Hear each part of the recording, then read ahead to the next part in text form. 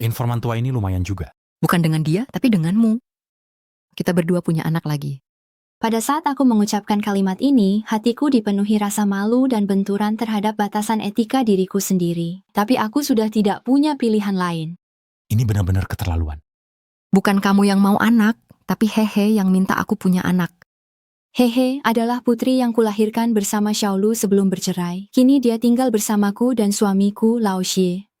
Beberapa hari lalu, Hehe tiba-tiba demam tinggi. Awalnya kami mengira itu hanya infeksi virus biasa, tapi tak disangka putri kami mengidap leukemia. Begitu tahu putriku terkena penyakit mematikan, aku langsung diliputi rasa takut luar biasa.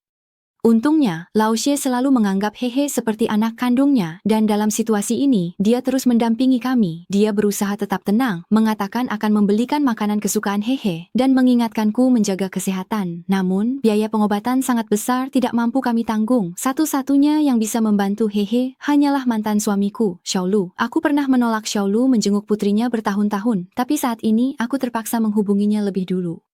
Lao Xie berpura-pura membeli rokok dan sengaja pergi. Aku tahu dia ingin memberi kami ruang bicara berdua. Akhirnya aku tak bisa menahan emosiku. Sambil menangis aku menceritakan semua pada Xiaolu. Jika pengobatan putri kami tidak berjalan baik, mungkin dia hanya punya waktu 2 atau 3 tahun lagi.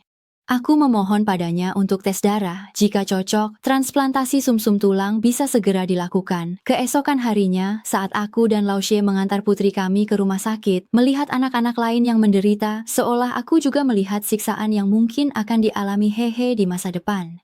Bayangan seperti itu langsung menghancurkan pertahanan mentalku. Karena jiwaku sudah lama berada dalam kondisi beban berlebih, aku hampir pingsan. Saat itu aku seperti wadah yang telah kehabisan energi, hanya bisa menerima infus glukosa di poliklinik.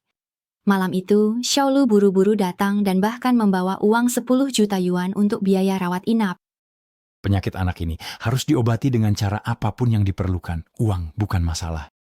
Di dalam hati, aku sangat berterima kasih atas niat baik ini. Tapi aku juga semakin sadar bahwa rantai keuangan perusahaan konstruksi Xiaolu bisa putus kapan saja. Dia mengatakan hal itu sebenarnya hanya ingin menenangkan hati kami saja. Tak lama, kemoterapi pertama Hehe selesai, namun hasilnya tidak ideal. Dokter menyarankan transplantasi sumsum tulang, tetapi kecocokan antara aku dan Xiaolu tidak berhasil. Saat putus asa, dokter kembali mengusulkan transplantasi darah tali pusat dari saudara kandung, dan seketika harapanku bangkit. Jika aku dan mantan suamiku, Xiaolu, bisa memiliki anak lagi, mungkin Hehe bisa diselamatkan. Aku tahu pikiranku ini sangat tidak realistis, tapi demi putriku, aku hanya bisa memilih untuk mengabaikan etika dan moral. Ketika aku memberitahukan ide ini kepada Xiaolu, dia justru dengan tegas menolaknya. Aku paham kekhawatiran di dalam hatinya. Istri barunya, Dongfan, adalah seorang pramugari cantik yang selalu ingin punya anak, tapi Xiaolu selalu mengutamakan karirnya dan terus menunda keinginan istrinya. Sekarang aku mengajukan permintaan seperti ini, pasti dia merasa sangat tidak nyaman berada di tengah-tengah. Namun sebelum batas waktu leukemia putriku tiba, pernikahan Dongfan dan kesulitan Xiaolu bisa dianggap sebagai debu yang bisa diinjak-injak. Tapi aku bukan hanya karena sangat ingin menyelamatkan putriku, di dalam hatiku juga ada keinginan balas dendam atas ditinggalkan oleh Xiaolu dulu. Aku harus memaksanya menebus kesalahannya di masa lalu. Kamu harus benar-benar memikirkannya baik-baik. Baik, kamu pikirkan lagi dengan baik. Aku minta kamu benar-benar memikirkannya lagi. Di mataku, Xiaolu sama sekali tidak pantas memiliki hak untuk menolak. Aku tahu betapa bersalahnya dia pada Hehe bertahun-tahun, dan paksaan yang kulakukan padanya hanya demi melindungi nyawa Hehe. Aku pulang, memberitahukan rencana ini kepada Lao Xie. Tapi aku sudah menduga Lao Xie tidak akan setuju, jadi aku mengajukan perceraian padanya. Setelah kehilangan status sebagai suami, dia tidak lagi punya posisi untuk menentang rencanaku, sehingga mengurangi rasa bersalahku sendiri. Namun, kesabaran Lao Xie dan toleransinya yang tanpa batas membuatku terjerumus dalam penyesalan yang mendalam. Aku seperti vampir, tanpa henti menghisap kebaikan Lao Xie, tapi kebahagiaan Lao Xie, bahkan kebahagiaanku sendiri, harus mengalah demi kelangsungan hidup Hehe. Yang tidak aku duga adalah, setelah pulang ke rumah, Xiaolu juga membicarakan hal ini dengan istrinya. Kita sudah menikah 2 tahun, kamu sudah punya rumah baru, sekarang kamu malah mau pergi punya anak lagi dengan mantan istrimu. Lalu balik menasihati istrimu sendiri supaya lebih legowo. Dia cuma bilang begitu saja. Aku kan juga belum setuju. Anak itu butuh uang untuk berobat. Aku tidak pernah bilang apa-apa. Ada beberapa hal yang tidak boleh kamu lakukan terlalu berlebihan, kan? Dongfan tidak tahan melihat Xiaolu yang sulit memilih antara tekanan menyelamatkan anak perempuan dan kesetiaan dalam pernikahan. Keesokan harinya dia pun datang langsung ke rumahku, ingin bicara denganku. Tapi saat itu aku sedang tidak di rumah, dia hanya bertemu dengan Lao Xie dan Hehe yang sedang digendongnya. Mungkin karena melihat keakraban ayah dan anak itu, hatinya jadi tergerak, dia pun tidak lama duduk lalu pergi. Aku tahu hatinya pasti tidak enak, karena dia juga selalu ingin punya anak sendiri. Titik balik dari masalah ini pun segera datang. Hari itu, setelah Xiaolu menjenguk Hehe, dia tiba-tiba berubah pikiran dan setuju untuk punya anak denganku. Aku tahu kamu juga ayahku. Aku adalah ayahmu, kami semua adalah ayahmu. Kalau begitu kamu juga akan menyelamatkanku? Perkataan Hehe menghancurkan pertahanan psikologis Xiaolu. Keinginan kuat anak untuk bertahan hidup membuatnya sadar bahwa tanggung jawab ayah lebih besar daripada pertimbangan etika orang dewasa. Pertanyaan menusuk jiwa ini memaksanya tak lagi bersembunyi di balik alasan konyol. Kami cepat sepakat memutuskan bayi tabung. Dengan cara ini, kami bisa menjalankan tanggung jawab menyelamatkan putri kami, sekaligus tetap membuka kemungkinan memiliki anak di keluarga baru, mengurangi rasa bersalah. Namun takdir seolah suka mempermainkan manusia. Karena saya pernah keguguran, kami sudah mencoba 3 kali bayi tabung, semuanya gagal. Kegagalan bayi tabung menghancurkan pilar mental saya, sehingga saya hanya bisa menganggap kehamilan alami satu-satunya jalan keluar. Obsesi dalam hati saya sudah sepenuhnya menutupi pemikiran rasional, seolah-olah hanya dengan menerobos batas etika terbesar barulah saya bisa melawan apa yang disebut takdir. Aku menemukan Xiaolu lagi tanpa memberitahu Lao Xie. Jika Anda memahami sains, Anda akan menemukan bahwa kerja manual paling efisien. Tidak penting kau katakan, aku sudah membuat keputusan.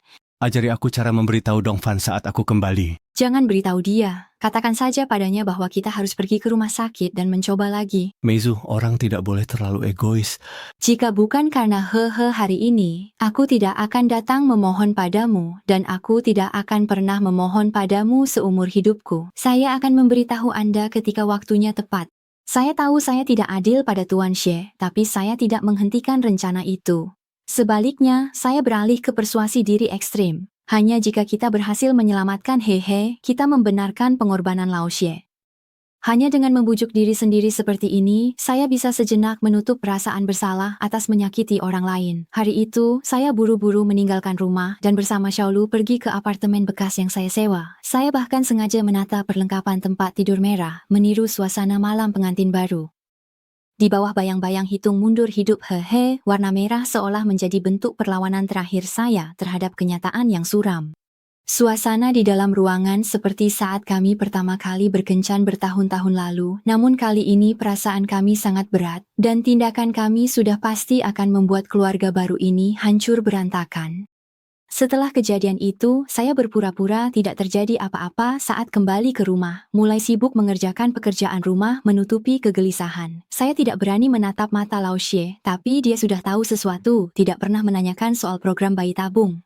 Ternyata, saat saya dan Xiaolu di rumah kontrakan, saya tanpa sengaja menekan ponsel dan menelepon Lao Xie. Seluruh percakapan canggung kami didengarnya, namun dia tetap memilih menahan diri, bahkan sukarela mengusulkan membesarkan anak itu. Sementara itu, setelah Xiaolu pulang, Dongfan juga sama sekali tidak menyinggung apapun, bahkan memasakkan banyak hidangan untuk Xiaolu, seolah tidak pernah terjadi apa-apa. Aku punya satu permintaan, tapi tidak tahu apakah sebaiknya aku mengatakannya atau tidak.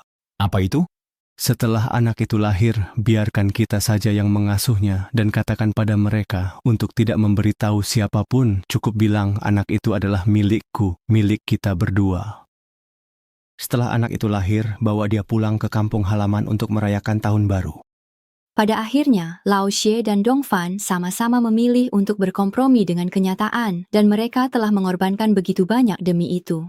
Pada saat ini, hatiku dipenuhi rasa malu dan kelegaan. Aku menyadari penderitaan yang kutimpakan pada orang lain. Kasih keibuanku pada Hehe sekaligus jadi tempat perlindungan, namun juga penjara batin baginya. Setiap kali aku berjuang atas nama Hehe, sebenarnya itu hanyalah kurungan diri yang lebih dalam. Namun, aku tidak akan menyesali semua keputusan yang telah kuambil. Meskipun hubungan keluarga hancur, selama menyelamatkan putriku berhasil, semuanya bisa dianggap pengorbanan yang diperlukan. Demi memberikan cinta tanpa syarat kepada Hehe, aku rela menanggung segalanya, bahkan jika harus menjadi musuh seluruh dunia.